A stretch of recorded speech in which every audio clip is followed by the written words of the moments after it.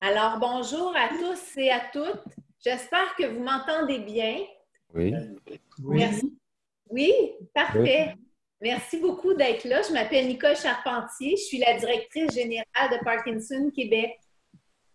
Je voudrais vous souhaiter à tous et toutes la bienvenue au 5e symposium de recherche Saucier-Vercom de Parkinson Québec. Cette année, c'est sous une forme ajustée qu'on va vous présenter les résultats des recherches d'une chercheure québécoise.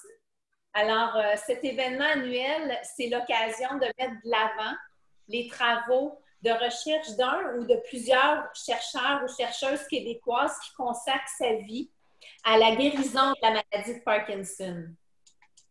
Ce soir, il me fait plaisir de vous présenter notre conférencière, Madame Diane Mathéo, dont les recherches sont partiellement financées par le Fonds de recherche Saucier-Van Berkom de Parkinson Québec.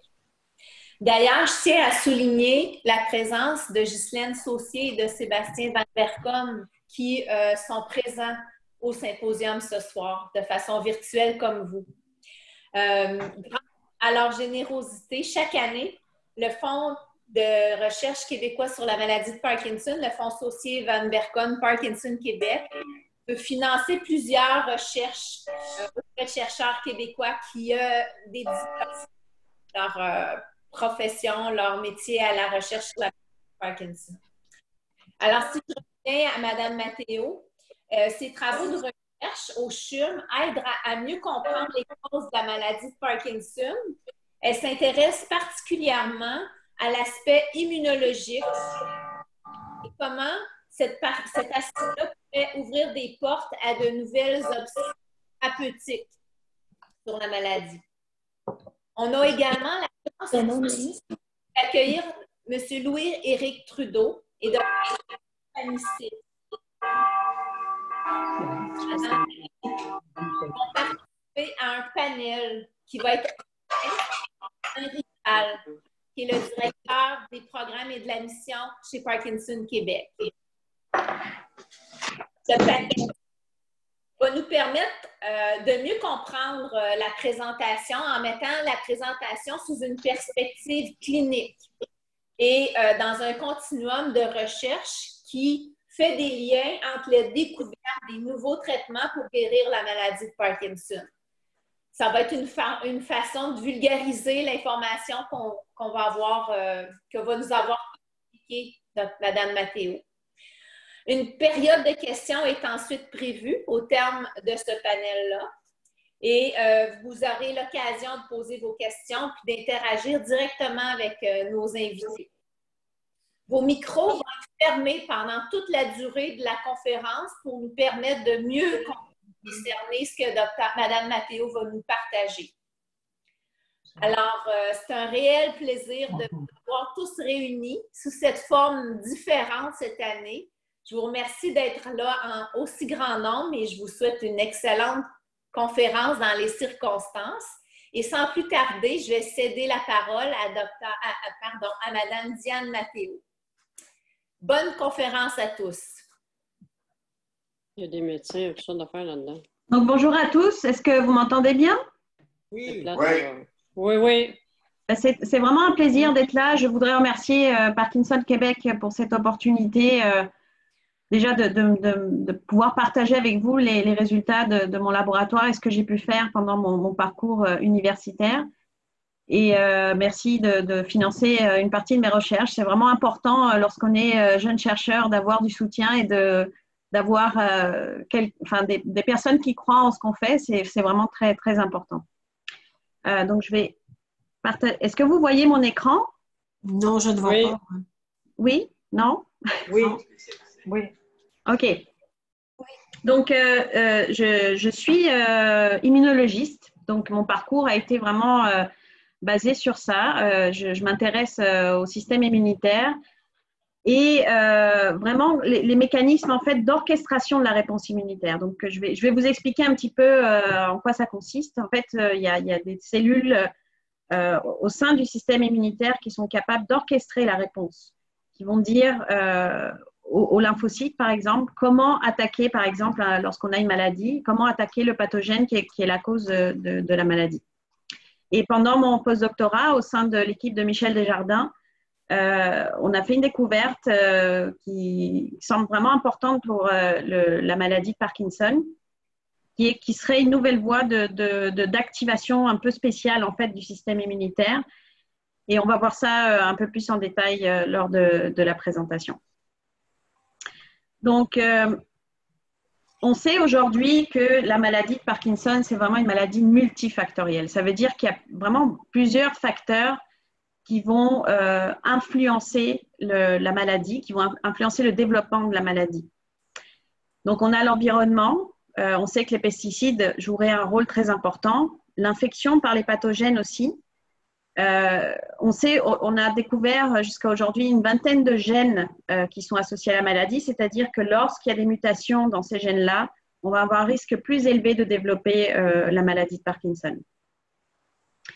Un domaine qui est vraiment aussi en grande expansion, c'est l'étude du microbiome, c'est-à-dire un ensemble de micro-organismes qui sont, par exemple, dans nos intestins.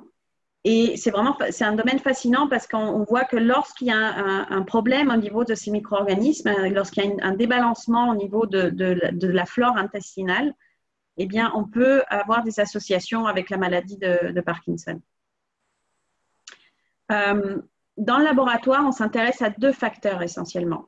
Le dysfonctionnement mitochondrial. Alors, la mitochondrie, on va voir en détail ce que c'est. C'est un composant de la cellule, de toutes nos cellules. Toutes les cellules ont des mitochondries. Et on va voir que c'est vraiment un composant on appelle ça un organelle. C'est un organelle fascinant parce que c'est vraiment ce qui va permettre de produire l'énergie dans nos cellules. Donc, c'est un organelle vital pour nous. Mais en même temps, on va voir que lorsqu'il y a des dysfonctionnements au niveau de la mitochondrie, ça peut être vraiment ça peut induire des associations fortes avec la maladie de Parkinson.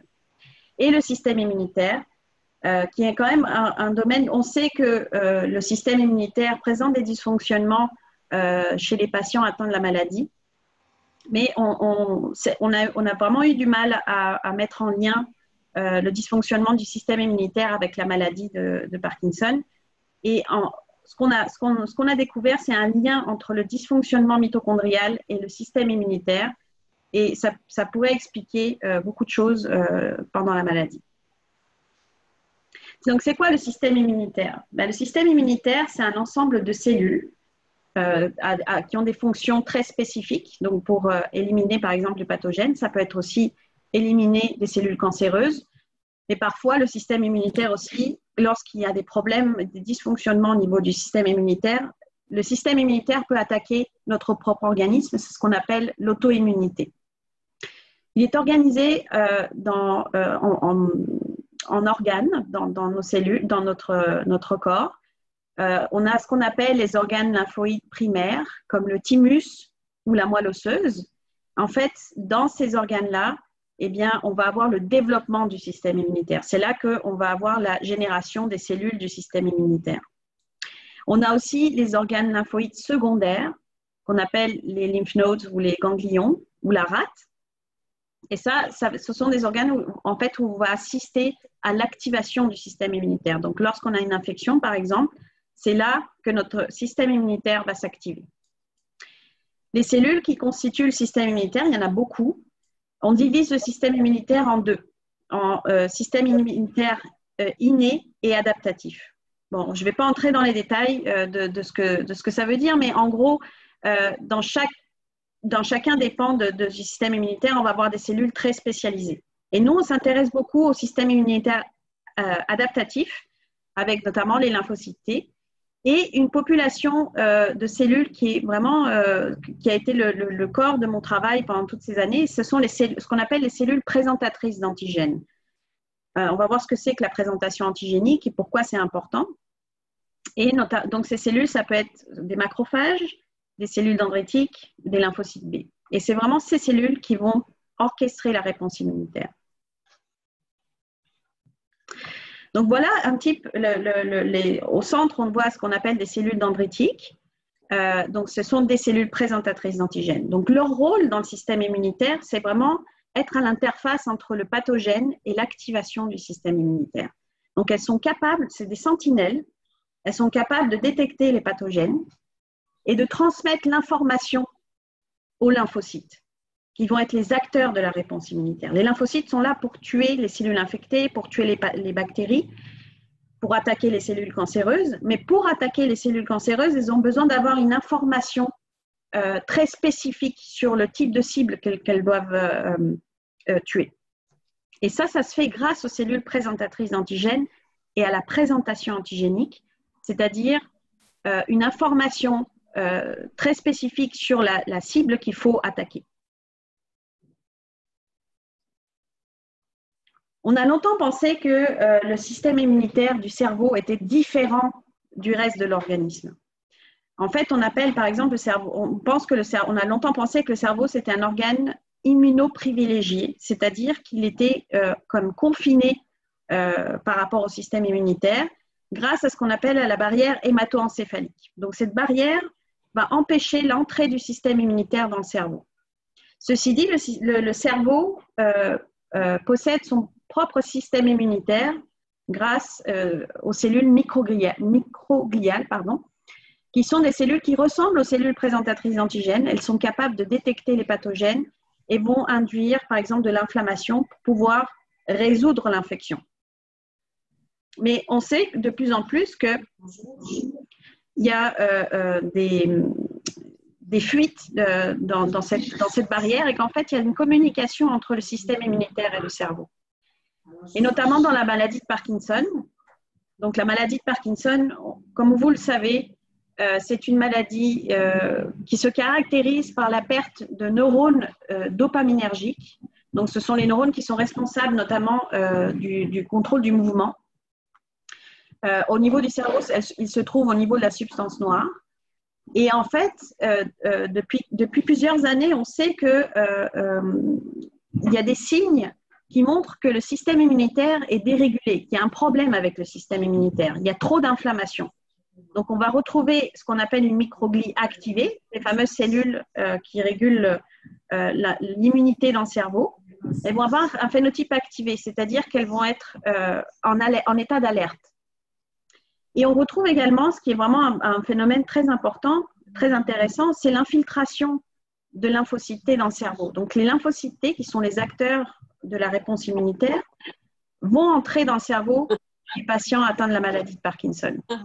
Mais ceci, c'était des observations qui étaient assez anecdotiques et on ne comprenait pas quel était le rôle du système immunitaire réellement dans la maladie de Parkinson. Alors, maintenant, je vais vous expliquer un peu ce que c'est que la mitochondrie. Donc, la mitochondrie, c'est ce qu'on appelle un organelle, donc un composant de la cellule. Donc ici, j'ai pris un schéma qui représente une cellule. Donc dans la cellule, on a une membrane cellulaire qui va donc permettre de fermer la cellule. On a un noyau, donc le noyau qui va contenir toute l'information génétique. Et le reste, c'est du cytoplasme, donc c'est comme un espèce de liquide qu'il y a dans la cellule qui contient différents organelles. Donc, on retrouve le réticulum endoplasmique, le Golgi et la mitochondrie. Donc, qu'est-ce que c'est que la mitochondrie? Il y a une théorie qui dit que la mitochondrie est en fait une ancienne bactérie qui a fusionné il y a très longtemps avec la cellule. Et en fait, on parle de théorie endosymbiotique parce que il y a une symbiose entre la cellule et la mitochondrie parce qu'elles vont s'apporter chacune beaucoup de bénéfices. Et le très grand bénéfice qu'a apporté la mitochondrie à la cellule ancestrale, aux premières cellules, ça a été l'apport de l'énergie. Il faut savoir qu'à la base, la cellule produisait de l'énergie à un faible niveau. Mais l'introduction de la mitochondrie, donc de ces anciennes bactéries, a permis vraiment de générer une réelle centrale nucléaire au sein de la cellule. Le problème, c'est que, donc, comme je vous l'ai dit, donc la mitochondrie au sein de la cellule, son rôle, c'est de produire de l'énergie, c'est son rôle principal. Le problème, c'est que la génération de cette énergie induit beaucoup de stress, qu'on appelle le stress oxydatif, des radicaux libres, qui sont très dangereux pour la cellule. Donc,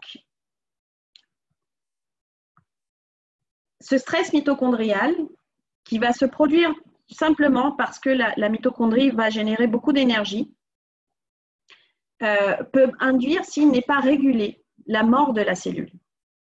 Et on a vu que dans la maladie de Parkinson, il y a beaucoup d'évidences qui montrent que, effectivement, il y a des problèmes au niveau des mitochondries. Il y a beaucoup de stress au niveau des mitochondries. Et on pense que ce stress pourrait être à la cause de, en tout cas une partie de la cause de la mort des neurones dopaminergiques qui sont les neurones cibles de la maladie de Parkinson.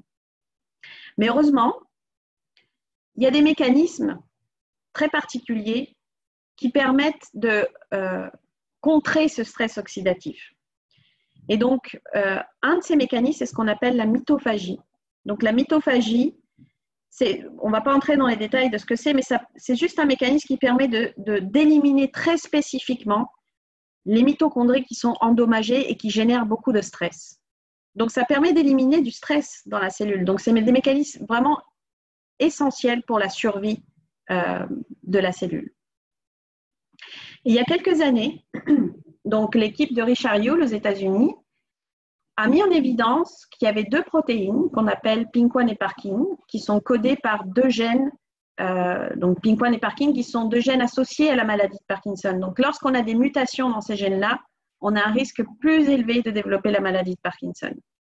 Et ce qui a été mis en évidence, c'est que ces protéines-là étaient essentielles pour réguler la mitophagie, donc ce fameux mécanisme qui permet d'éliminer les mitochondries qui ne sont pas bonnes dans la cellule. Donc, c'est vraiment des protéines qui sont là pour maintenir un bel état de santé de la cellule. Si elles sont mutées, si elles sont non fonctionnelles, eh bien, la mitophagie et l'élimination des mitochondries endommagées n'aura pas lieu.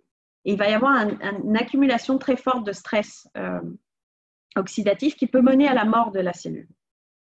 Donc, ça a été une très, très grande découverte qui nous a permis de comprendre beaucoup de choses sur le dysfonctionnement mitochondrial. Et lors de mon postdoctorat, on s'est intéressé en fait à ce qu'on appelle la présentation antigénique mitochondriale. Donc, c'est cette fameuse information immunitaire qui permet d'activer des lymphocytes contre la mitochondrie. Donc, si on a de la présentation antigénique mitochondriale au sein des cellules présentatrices d'antigènes, eh bien, ceci va activer des lymphocytes qui vont spécifiquement reconnaître la mitochondrie et qui peuvent l'attaquer. Ce qu'on a vu, et en fait, c'est quelque part, c'est un peu intuitif, le fait que la mitochondrie soit une ancienne bactérie, eh bien, il a fallu que cet organelle trouve le moyen de rester caché par rapport au système immunitaire.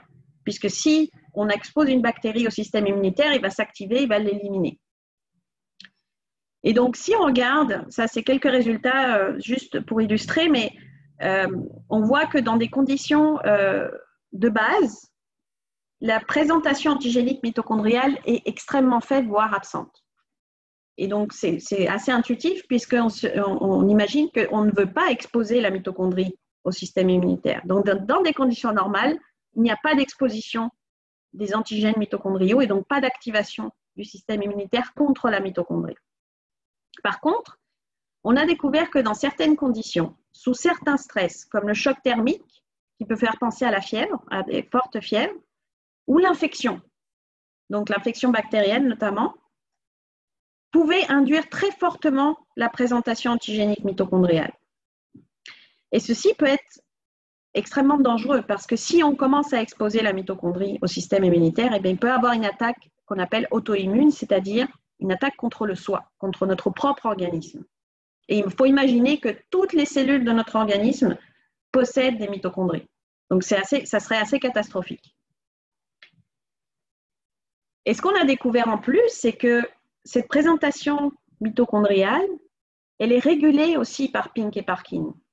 Donc, ces deux protéines qui régulent la santé de la cellule, eh bien, elles régulent également ce mécanisme de présentation antigénique.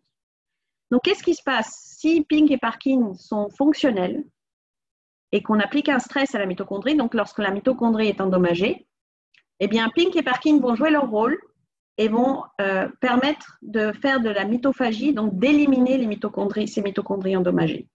Et ce phénomène est extrêmement silencieux par rapport au système immunitaire, puisqu'il n'y a aucune activation du système immunitaire lorsqu'on a de la mitophagie.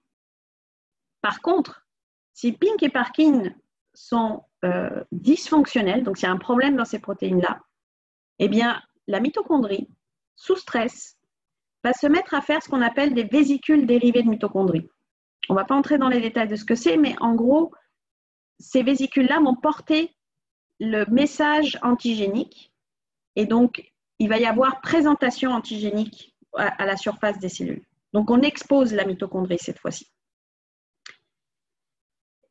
On l'expose au système immunitaire. Donc ça nous a posé, ça a été important parce que ça nous pose une question fondamentale, c'est est-ce que des patients qui ont des mutations dans Pink et Parkin ne seraient pas en train de faire de l'auto-immunité? Puisque si on expose les antigènes mitochondriaux, on peut avoir une attaque de notre propre organisme. Donc, pour résumer, c'est ça. Donc, lorsque Pink1 et Parkin sont là, les mitochondries sont maintenues dans un état sain puisqu'on élimine tout ce qui est endommagé et il n'y a absolument aucune activation du système immunitaire. Si on a un problème dans Pink et Parkin, il va y avoir la formation de ces fameuses vésicules de mitochondries et il va y avoir présentation antigénique des antigènes mitochondriaux et activation du système immunitaire, c'est-à-dire activation de lymphocytes qui vont reconnaître la mitochondrie. Et ceci, nous, on a fait l'hypothèse que peut-être ces lymphocytes T seraient responsables de l'attaque des neurones dopaminergiques, qui sont les neurones cibles dans la maladie de Parkinson. Donc, pour répondre à cette question, on a établi un modèle de souris avec des souris qui sont déficientes pour le gène en Pink1. Donc, il faut savoir que lorsque les gènes associés à la maladie de Parkinson ont été découverts, la communauté a voulu faire des modèles de souris pour étudier le phénomène, pour étudier la maladie. Une de ces souris, c'est Pink1. Et en fait, aussi bien pour Pink1 que pour pratiquement toutes les souris qui ont été générées, lorsqu'on a fait un KO, donc lorsqu'on a carrément éteint le gène Pink1, la souris ne présentait absolument aucun phénotype. Il n'y avait pas de développement de la maladie de Parkinson. Et ça a été une grosse déception pour la communauté parce qu'on s'est dit, chez l'humain, on a ces mutations et on développe Parkinson, mais pas chez la souris et on ne comprenait pas pourquoi. Et en fait, nous, on a émis l'hypothèse que peut-être c'est parce que ces souris-là, nos souris, lorsqu'on travaille chez la souris, en fait, on les garde dans des animaleries qui sont extrêmement aseptisées. Donc, elles ne sont soumises à aucun stress, aucune infection. Et on s'est dit peut-être que c'est pour ça qu'elles ne développent pas la maladie. Peut-être qu'il faut un stress supplémentaire pour déclencher donc cette activation du système immunitaire contre la mitochondrie. Donc, ce qu'on a fait, c'est qu'on a infecté des souris déficientes pour le gène Pink1 avec une bactérie. Une bactérie qui est entéropathogénique et qui va attaquer, qui va se loger en fait dans le côlon. Et ce qui s'est passé, donc, c'est qu'effectivement, 4 mois après l'infection, donc je vais vous montrer une vidéo de ce qu'on a pu observer. Donc à gauche, on va avoir une souris normale. À droite, une souris déficiente pour le gène Pink1. Et elles sont toutes les deux infectées, mais on peut voir que c'est vraiment la souris déficiente pour Pink1 infectée qui va montrer des problèmes moteurs. Elle va avoir du mal à se mettre debout, elle va avoir des problèmes au niveau des membres postérieurs. Donc, ils sont vraiment des signes chez la souris d'un développement de problèmes moteurs, donc peut-être de destruction de neurones dopaminergiques. Donc ça a été la première observation. Donc, l'hypothèse qu'on a émise, c'est qu'effectivement, lorsqu'on infecte la souris, Pink1 déficiente, eh bien, on va avoir une activation de la voie mitochondriale, donc c'est-à-dire la présentation antigénique mitochondriale, qui va mener à l'activation de lymphocytes qui vont reconnaître la mitochondrie, qui peuvent attaquer les mitochondries, en fait.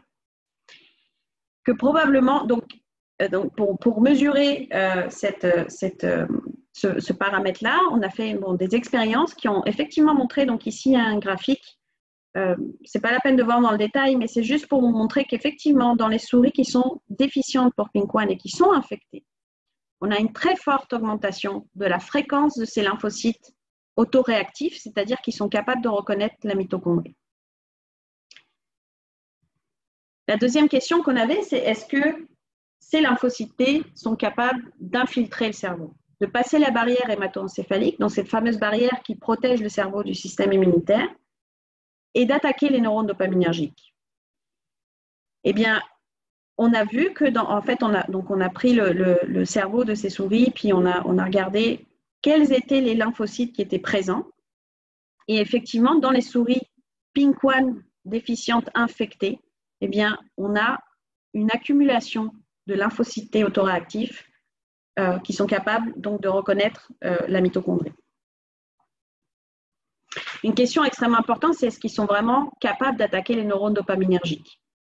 Donc, pour répondre à ça, en fait, on a fait des expériences avec des neurones dopaminergiques qu'on a mis en présence de ces fameux lymphocytes T autoréactifs. Et on a regardé tout simplement voir si ces neurones se faisaient attaquer par ces lymphocytes T. Encore une fois, ce n'est pas la peine de voir dans les détails, mais ici, en fait, on peut voir que ça, c'est la condition où il n'y a pas de lymphocytes T, ça, c'est la condition où il y a des lymphocytes T. Donc, on a une grande perte de viabilité des neurones dopaminergiques.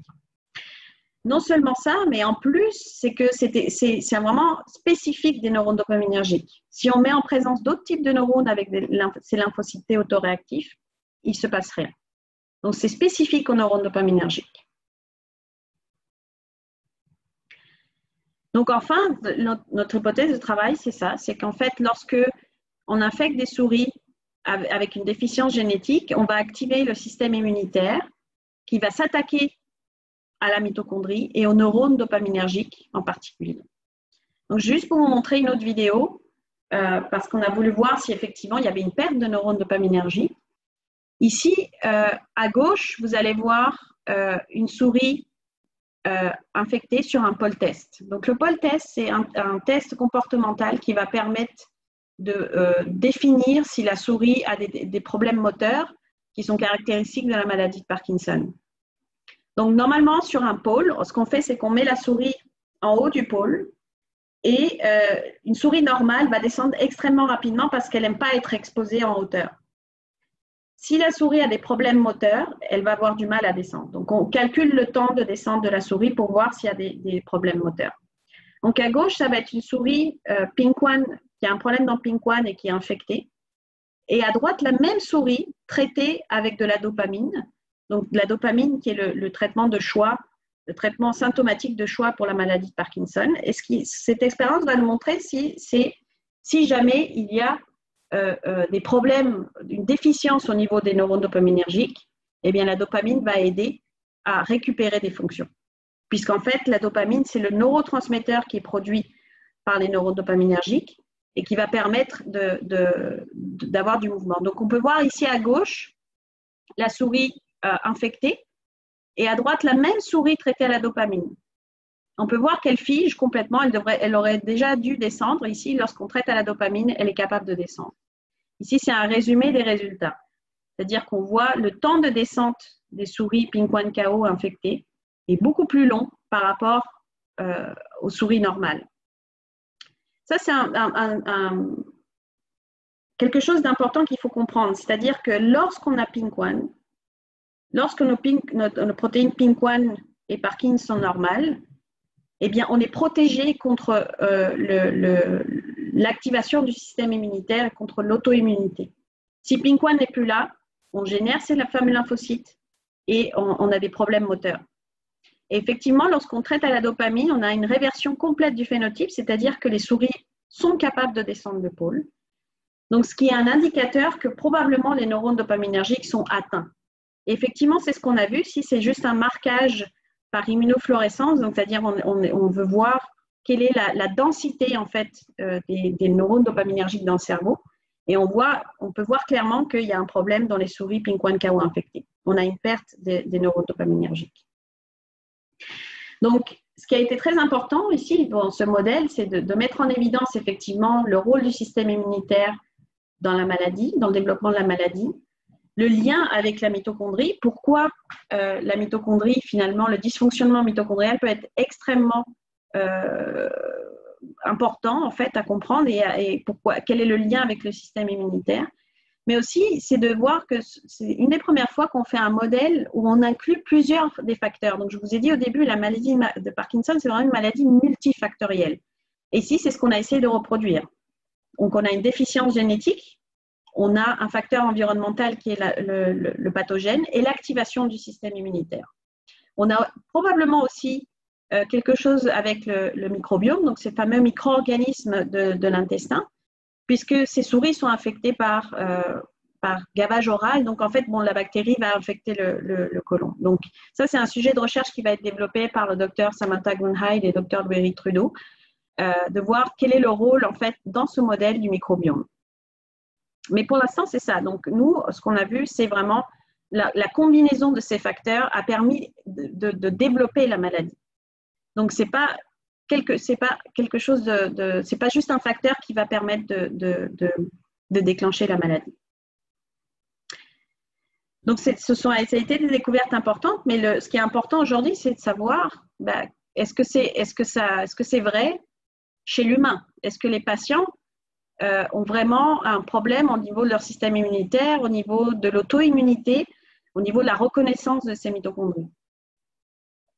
Donc, on travaille très fort sur un projet avec des patients, avec du sang de patients. Donc, on a commencé le recrutement déjà et on a quelques résultats. Donc, c'est en collaboration avec le docteur Michel Panisset, Nathalie Arbour, Alexandre Prat et Martine Tétrault. Et ce qu'on cherche à voir, c'est vraiment s'il y a des signes d'exposition de la mitochondrie au système immunitaire. Et pour ça, ce qu'on fait dans le sang, c'est de regarder, de caractériser de manière exhaustive les lymphocytes T qui sont capables de reconnaître les mitochondries afin de voir s'ils sont activés, quel est leur phénotype. Donc, quel est leur phénotype? Ça veut dire quelle est leur particularité et de voir qu'en fait, donc, la présentation antigénique mitochondriale a vraiment eu lieu. Donc, est-ce qu'elle est vraiment active chez les patients? Et les résultats sont très prometteurs. On n'a pas beaucoup de patients pour l'instant. Ce qu'il faut voir ici, c'est la fréquence des lymphocytes T qui sont capables d'attaquer la mitochondrie. Et on voit que chez les patients, on a une plus grande fréquence de ces lymphocytes T. Et non seulement une plus grande fréquence, mais en plus, ils ont un phénotype très particulier parce qu'ils produisent une molécule qu'on appelle l'IL-17. L'IL-17, c'est ce qu'on appelle une cytokine qui est caractéristique des lymphocytes T qu'on appelle TH17. Ces lymphocytes T sont très associés aux maladies auto-immunes. Ça veut dire que non seulement chez les patients, on retrouve ces lymphocytes T, donc caractéristiques d'une activation de la voie de la présentation mitochondriale, mais en plus, ils sont très pathogènes. Ils sont capables vraiment d'induire une très forte réponse contre la mitochondrie. Donc, ceci est un résultat très prometteur puisque ces découvertes pourraient nous servir comme nouveaux biomarqueurs. En fait, il faut savoir que dans le modèle qu'on a établi, l'apparition de cette activation du système immunitaire est très, très précoce. Elle apparaît bien des mois avant l'apparition des symptômes moteurs. Donc, on pourrait combiner ce biomarqueur avec des outils de diagnostic actuels qui sont pas forcément très efficaces puisque au début de la maladie de Parkinson, il est très difficile de diagnostiquer la maladie. Lorsqu'on est sûr de la maladie, c'est quand 80% des neurones dopaminergiques sont atteints, peut-être 80%, j'exagère, mais quand beaucoup de neurones dopaminergiques sont atteints. Donc, si on peut faire un test de sang chez le patient et de regarder l'état d'activation de ces lymphocytes, voir s'ils sont capables d'attaquer la mitochondrie, eh bien, ça pourrait nous aider à vraiment diagnostiquer la maladie plus tôt. Et évidemment, ça ouvre de nouvelles perspectives de traitement. Parce que si on arrive à cibler cette population, et ça c'est quelque chose de possible, puisque par exemple, dans la maladie de la sclérose en plaques, on sait que c'est une maladie qui est caractérisée par l'activation du système immunitaire. Si on donne des anti-inflammatoires, on va calmer la maladie. Donc, ça serait une possibilité. Mais on peut également cibler de manière plus spécifique l'activité mitochondriale qui est à l'origine de ce phénomène. Et ça, ce sont des sujets de recherche actuels, par exemple, dans le laboratoire du docteur Michel Desjardins. Donc voilà, je pense que j'ai essayé de vulgariser au maximum. Si vous avez des questions, surtout n'hésitez pas. Et je voudrais remercier évidemment tous les membres de mon équipe, mes collaborateurs, Michel, Samantha, Louis-Éric, Michel Panisset, Nathalie Arbault, Alexandra, Martine, Armel, Heidi. Et encore une fois, merci à Parkinson Québec pour cette précieuse aide dans mes recherches. Et je vous remercie pour votre attention. Bonjour à tous. Merci Diana, c'était vraiment très instructif, vraiment très intéressant. J'aimerais maintenant qu'on puisse animer un petit panel avec le docteur Michel Panisset et Louis-Éric Trudeau. D'abord, j'aimerais poser la question à Louis-Éric, qui lui a également travaillé sur le processus d'inflammation et de stress cellulaire. Comment lui voit que ces travaux s'articulent avec les vôtres? Bonjour tout le monde. Bonjour Loïc. Bonjour Diana. Alors, j'imagine que vous avez tous un petit peu le cerveau là, qui est en ébullition après une belle présentation comme ça, où il y a tellement de données scientifiques. C'est inspirant, mais en même temps, on ne comprend pas tous les mots, puis on ne comprend pas toutes les implications. Mais laissez-moi vous rassurer, vous n'êtes pas les seuls dans le milieu scientifique en général. Là, présentement, les chercheurs voient des résultats comme ça, puis ils se posent beaucoup de questions parce que c'est inspirant pour beaucoup de monde de voir ces résultats et parce que ça ouvre une sorte de nouvelle fenêtre sur quelle est la cause ultime de la maladie de Parkinson. Comment ça se fait que les neurones sont atteints, commencent à avoir des problèmes dans leur fonctionnement, puis ensuite, éventuellement, meurent et causent tous les symptômes que vous connaissez beaucoup mieux que nous. Et moi, comme chercheur en sciences fondamentales, comme neurobiologiste, quand je vois ces résultats-là, je trouve ça inspirant parce que ça nous donne une nouvelle façon de concevoir comment ça se fait que la maladie de Parkinson a autant de symptômes différents. Et c'est difficile à expliquer tous ces symptômes-là par la simple mort des neurones dopaminergiques parce que là, maintenant, on se rend compte avec différentes pistes qu'il y a probablement différents types de neurones dans le cerveau qui sont atteints dans la maladie.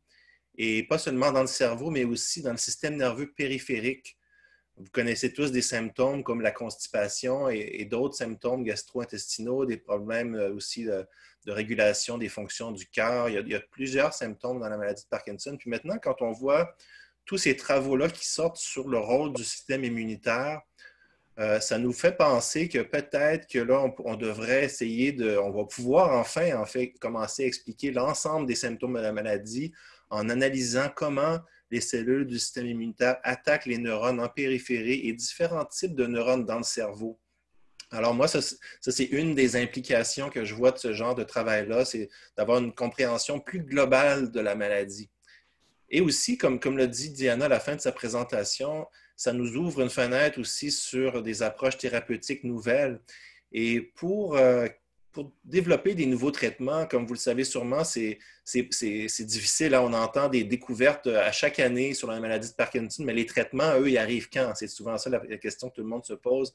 Et la raison principale, c'est que quand on a des pistes sur les causes de la maladie, bien, transformer ces pistes-là en nouveaux traitements, c'est tout un défi. Et ça nécessite notamment d'avoir des meilleurs modèles animaux pour mieux comprendre, mieux modéliser la maladie, puis ensuite tester les nouveaux médicaments ou les nouvelles approches thérapeutiques. Et ça a été un gros problème jusqu'à maintenant. Nos modèles animaux qu'on utilise pour faire la découverte de médicaments en Parkinson sont très limités. Et là, ben, les travaux que présentait Diana aujourd'hui suggèrent que là, on commence peut-être à avoir des modèles animaux un petit peu plus complets qui reflètent le mécanisme physiopathologique de la maladie un petit peu mieux. Donc là, j'espère que basé sur ces résultats-là, il va y avoir toutes sortes de recherches qui vont se faire dans les prochaines années par les labos qu'a mentionné Diana dans sa dernière diapo, plusieurs laboratoires à Montréal, mais aussi des chercheurs dans d'autres pays, dans d'autres villes, qui, inspirés par ce genre de travaux-là, vont aussi développer des meilleurs modèles animaux puis tester des nouvelles approches thérapeutiques. Moi, en quelques mots, c'est ce que je vois comme implication de ce genre de découverte. Très bien, merci beaucoup, Louis-Éric. Docteur Panissé, j'aimerais vous entendre sur justement le rôle de l'inflammation, les médicaments anti-inflammatoires qui existent aujourd'hui ou des médicaments qui pourraient moduler la réponse immunitaire. Est-ce que ces médicaments pourraient être reconditionnés pour traiter la maladie de Parkinson?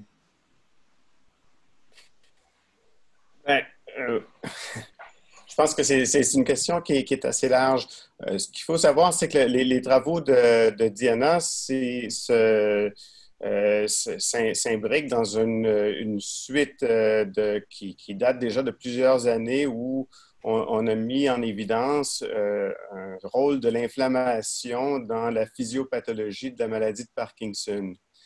Il y a des travaux qui avaient été commencés il y a longtemps où on a essayé d'utiliser des anti-inflammatoires dans des petites études et qui ont montré une certaine efficacité à agir sur la symptomatologie de la maladie de Parkinson. Donc, ce qui est intéressant ici, surtout avec les travaux de Diana, c'est qu'on s'en va chercher vraiment des choses qui causent la maladie, qui induisent la maladie. Donc, si on est capable d'aller agir directement à ce niveau-là, on peut penser être capable de ralentir sa progression, de retarder l'apparition de la maladie. Comme l'a dit Diana, les marqueurs sur lesquels elle travaille sont présents bien avant l'apparition des symptômes de la maladie. Donc, si on est capable d'intervenir très tôt, on est peut-être capable de retarder ou peut-être de façon indéfinie, si on veut être très optimiste, l'apparition des symptômes avec une intervention très rapide. Donc, il faut comprendre qu'il y a plusieurs façons d'agir sur le système inflammatoire. On a parlé du microbiote, on a parlé aussi de d'autres médicaments anti-inflammatoires qui peuvent être pris de différentes façons pour aller agir sur cette inflammation-là dans le cerveau. Donc, il y a plusieurs avenues de recherche en ce moment qui sont en cours pour essayer de trouver la meilleure façon et les meilleures cibles pour aller diminuer l'inflammation qui serait importante dans la cause de la maladie de Parkinson. Je rajouterais peut-être un petit point ici aussi, Romain. Ce qui est intéressant dans ce que Michel vient de mentionner, c'est qu'il y a quand même un changement de façon de voir la maladie. Il y a quelques années, quand on parlait d'inflammation dans la maladie de Parkinson, on parlait surtout d'une sorte de spirale qui accélérait la mort, mais qui finalement, la mort des neurones dans le cerveau, mais qui n'était pas nécessairement la cause. Alors que là, maintenant, avec les travaux présentés ici avec Diana et les autres chercheurs dans le domaine, là, on voit l'inflammation comme un déclencheur de la maladie. Ça veut donc dire qu'il y a des chances, effectivement, comme il faisait allusion à Michel, si on détecte la maladie assez tôt, en stoppant cette cascade immunitaire et inflammatoire, de peut-être ralentir ou même stopper la progression de la maladie. Donc ça, c'est vraiment un gage d'espoir dans le domaine. J'ai une question pour vous deux, Louis-Éric, docteur Panissé.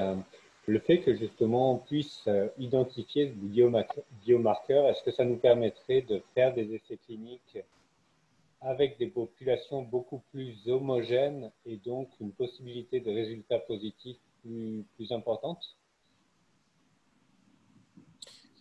Bien, je pense qu'effectivement, on est un peu tôt encore pour statuer là-dessus, mais c'est entendu que si on est capable d'identifier un marqueur qui est peut-être pas présent chez tous les gens qui sont atteints de la maladie, ça peut nous donner un sous-groupe, donc nous permettre une certaine homogénéité, mais en même temps cibler vraiment un sous-groupe et non pas la population complète. Les choses quand même qu'a montré Diana ici, c'est qu'il y a peut-être des choses qui sont propres à des gens qui ont des déficits dans certaines protéines, comme le Parkin, mais ces mêmes déficits-là peuvent peut-être se retrouver aussi chez des gens qui n'ont pas de ce marqueur génétique-là non plus. Donc, il y a peut-être des choses qui peuvent se généraliser aussi, qui sont très intéressantes. Et il faut dire aussi, il y a une tendance, effectivement, dans plusieurs maladies. On l'a vu en cancer, maintenant, on le voit aussi en maladie d'Alzheimer. L'idée de stratifier les patients, ça veut donc dire de faire des sous-groupes de patients, puis de voir si certains traitements fonctionnent mieux avec certains sous-groupes de patients que d'autres. Parce que quand on fait des grandes études cliniques sur des grandes populations de patients qui sont peut-être hétérogènes, là, dans certains cas, ça va mener à une situation où on va conclure que ça n'a pas fonctionné, le médicament, donc on va rejeter la piste. Et dans certains cas, on se demande maintenant, ben, c'est peut-être pas que le médicament ne fonctionne pas, c'est qu'il ne fonctionne pas chez tout le monde. Et dans le cas de la maladie de Parkinson, pour l'instant, on n'a jamais pu faire ce genre de stratification-là, séparer les patients en sous-groupes. Et maintenant, ben, peut-être que ça, ce serait une possibilité avec ce genre de marqueur. Et juste pour rappeler à ceux qui ne sont pas familiers avec le terme, un biomarqueur, qu'est-ce que c'est? C'est tout simplement quelque chose qu'on peut mesurer assez facilement chez les patients et qui va nous permettre de d'avoir une idée, même indirecte, de la progression de la maladie ou à quelle étape on est dans la maladie, ou bien si on a une forme différente de la maladie par rapport à la plupart des autres personnes. Donc, ça permet c'est quelque chose qu'on peut mesurer facilement. Et donc, si on peut faire un petit test sanguin, ça, c'est sûr que pour mesurer la progression de la maladie, c'est beaucoup plus simple que faire des prélèvements de cerveau ou de liquide céphalorachidien ou de faire de l'imagerie cérébrale. C'est ce qu'on cherche, hein, des mesures simples et qu'on peut appliquer sur de larges populations partout à travers le Québec. Merci Louis. Docteur Panissé, là, dans l'étude que vous conduisez avec Diana, c'est quoi le pourcentage qui ont ce biomarqueur justement à l'interleukine 17 ou, Ben, je pense que on est au début de cette cohorte-là. Donc, je pense que ça va prendre un certain temps avant qu'on puisse parler de pourcentage. Je ne sais pas si Diana peut vous donner des chiffres plus précis. Ben, en fait, on a une dizaine de patients pour l'instant. Je dirais que 90% ont montré de la réactivité. Donc, ça a l'air d'être quand même assez fort. Mais... D'accord. Donc, effectivement, c'est très prometteur. Est-ce que vous êtes prêt à ce que j'ouvre en fait la salle à des questions pour que justement tous ceux Bien qui sûr. ont eu la chance de vous écouter aujourd'hui puissent vous poser des questions? Tout à fait. Donc, j'inviterai ceux qui souhaitent à se manifester et puis je vais essayer de gérer la centaine de personnes qui est dans la salle pour que ça reste tout de même relativement clair pour nos présentateurs. Dans la liste des participants, je voudrais préciser aussi, si vous cliquez sur la boîte là, participants, vous pouvez voir un petit bouton dans le bas de la liste qui permet de lever la main. Donc, c'est une façon virtuelle de lever la main pour demander à poser une question. Si jamais vous voyez ce bouton-là, vous pouvez essayer de fonctionner comme ça pour éviter que 10 personnes posent leurs questions en même temps. C'est une possibilité, en tout cas, si vous êtes familier avec la petite boîte de la liste des participants. Donc, je pense qu'on a Lise Farley. Je vais activer immédiatement. À la droite, excusez-moi, à la gauche, en bas de votre écran, il y a un petit bouton pour activer votre micro. Je n'ai pas mis la vidéo. Je vous écoute.